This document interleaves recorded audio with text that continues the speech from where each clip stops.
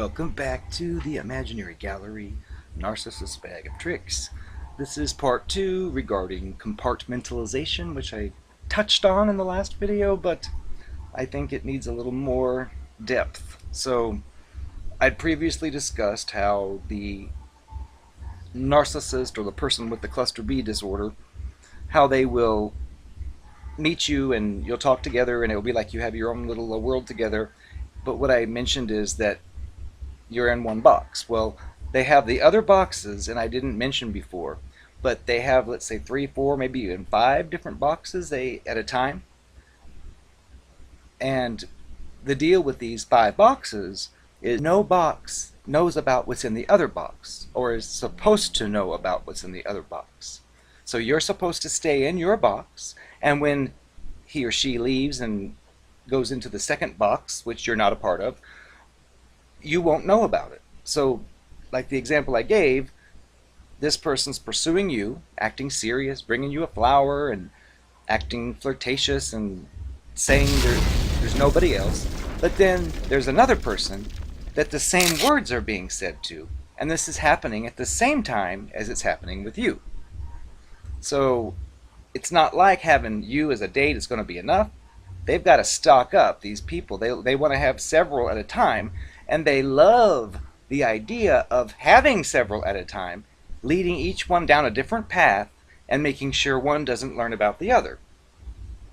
But if one does become suspicious, he or she will be questioned, and we'll just say, oh no, that's just a friend. And that's when I talked about things start to not add up, like maybe you see a posting of one of the others that says, I love you, we had a great time last night in bed, or something, and you'll be like, well, what's this all about? And of course the narcopath will be like, oh, that was a joke, or some kind of lie, and you'll start to think, I don't think it's a lie. But again, you are to stay in your compartment, which that's a lesson I learned. You're not supposed to skip in between compartments. But, and what's challenging for those of us who live in reality and use logic and brains and intelligence, it's difficult. And this accounts for some of the goofy stuff that goes on when you're dealing with the cluster B, because you're not being clued in on what's going on. That's why I said in another video that by the time you realize you're in a game, you're already losing. Well, the deal here is from the very beginning, this person has known that you have been targeted and you have been copied. Your values have been mirrored back to you, so you think you're with someone who's very similar to you. But let's say in compartment number 2, something leaks out, or you see something or hear something that indicates something's fishy, that contradicts the compartment you're in.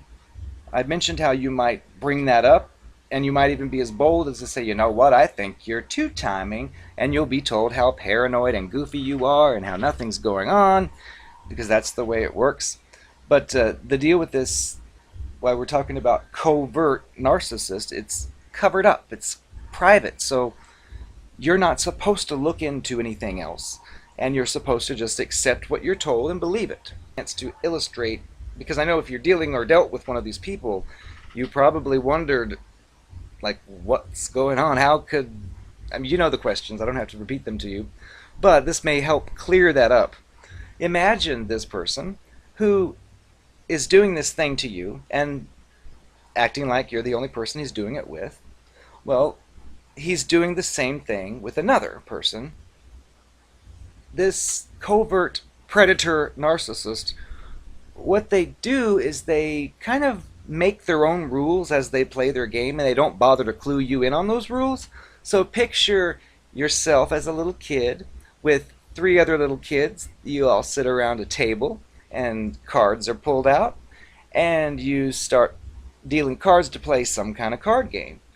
Well, imagine there's one particular card player who always points out, you're cheating on this game. And it just so happens, if we compare this to the narcissist, it would be like that kid that's accusing everybody of cheating actually is the one that has a bunch of aces in the sleeve. So to project onto them, it'll be like, you're cheating, I saw you cheat. And the other way this compares to the card playing game is you're playing some card game that has specific rules, and you follow the rules, the other players follow the rules, but the one evil kid makes a move that's not allowed. It's against the rules, and you say, oh, you can't do that. Well, the narcopath copycat would be like, oh yes, actually I can, because of blah blah blah, and makes up some kind of retarded thing. You can do it in this case. And so if it gets away with it, great. The funny thing is, someone else comes across the same circumstance and tries to do the same thing, and he's like, oh no, no, you can't do that.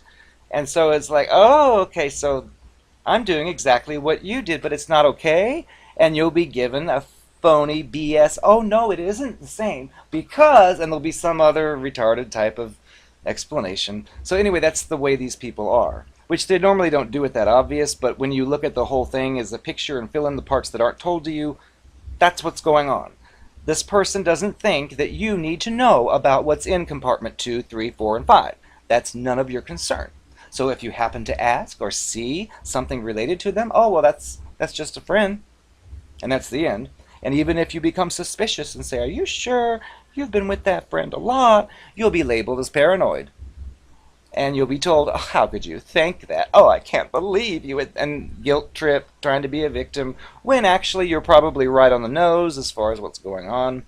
But that's what to expect from these people, the way they play their game. They change the rules as they go, don't tell you what the rules are, and switch it all the way around, and especially when you discover horrible things that don't fit with the previous set of rules, which you were told then, oh, those were overturned a long time ago because I decided. It's like, oh, thanks for cluing me in, but they don't. They're like on their own.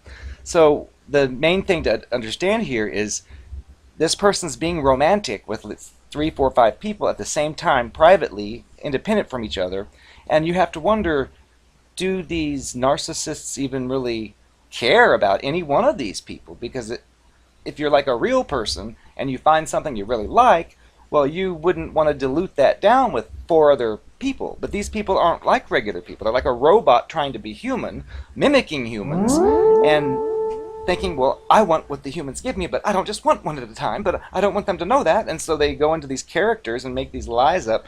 And another thing this does is leads to the creation of drama. You hear that a lot with these people. Well, the drama comes from, let's say he tells you he's going to marry you, but he's also told compartment number 3 they're going to be engaged. Well, let's say the 2 of you, other people, meet, and the other one says, look at my fiance, and it's a picture of the narcissist. You're going to be like, that's not your, that's mine. And there'll be like drama. So you'll run to the narcissist and say, this lady's saying that you're the fiance, and oh, she's crazy. She's just after me. You'll get some kind of phony story. And so you'll think, oh, I thought it was wrong. But of course, then you'll start to wonder, maybe it was wrong, and it was. But they love to create this drama because whether it's positive attention or negative, they feed off of the negative energy that comes out of that, which is demonic.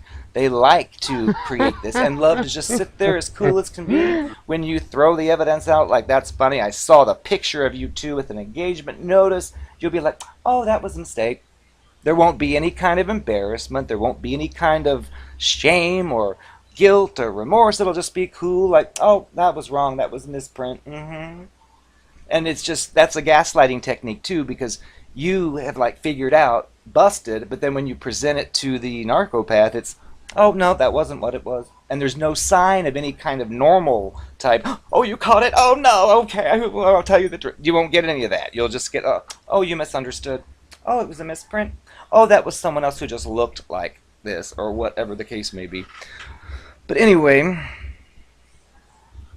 this also has to do with control as well, because this skilled scam artist wants to have the most dramatic thing as possible. So it's got you in this box and 3 or 4 other boxes full.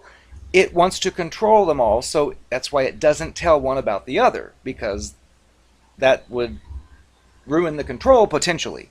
So wants to keep all 5 of them at the same time, and at night, every night, praises itself to think, wow, I've got 5 people going, and if they knew, they'd be long gone. They think it's like a thrill. They're a thrill seeker, risk taker. That's one of the characteristics of this personality disorder. They love the chaos. And as far as something I touched on, I believe, as far as like in the love bombing, when they do everything and anything for you, that's like a compensation for the fact you can't really have any really deep conversations about anything where they actually take an idea you give and then build onto it, and you think, wow, this is a neat connection. Wow, it feels kind of empty and shallow or superficial, and yet they're like, oh, I want to marry you. Oh, and you're thinking something's missing here because, I mean, you did this, you did that, but that doesn't make me feel closer to you. And then when you try to have like deep conversations, you'll hear maybe a deep quote, but it will contradict another quote you hear elsewhere and think, well, wait a second, are you two different people? It's because they're mimicking human beings. They're not really real like a regular human being, so they just mirror and act, and they don't realize what it's like to be a regular human being. And I've learned as well, if you're involved with one of these and they do have their other life somewhere, do not dare catch them on it, because you will be punished. And they're very covert too, so you may discover, like, you find them in a bed with somebody else and see that, and of course they'll try to convince you, oh, that was a mistake, oh, you misunderstood, but they will punish you. In fact, if you confront them and they're caught red-handed because you spied, you will be attacked. There'll be no mention of the fact that you proved your suspicion. It'll be, how dare you follow me? How dare you watch what I do? That's awful. And it's just like mind-boggling, because after all this talk where it's promised whatever that is would never happen, and it does, and that's all it has to say is, how dare you catch me? So these people are kind of goofy, and when you realize that's what they do, and they don't have fear or guilt or remorse, and they trick you and fool you because you're pretty sure of what you suspect, and you say, you know what, I think this is going on, and it's based on a lot of evidence, 100% clear evidence, but they'll still try to say, oh no, you've misunderstood something, gaslighter, and try to talk you out of what you're saying. And it's just mind-boggling, because you would expect somebody busted to show some kind of human type response, like, oh no, you heard it, oh, you learned it, but oh, they'll try to convince you that's not what happened. So beware, and if you find these kinds of conversations going on, realize it does get worse the longer you stick around. So peace and good luck. As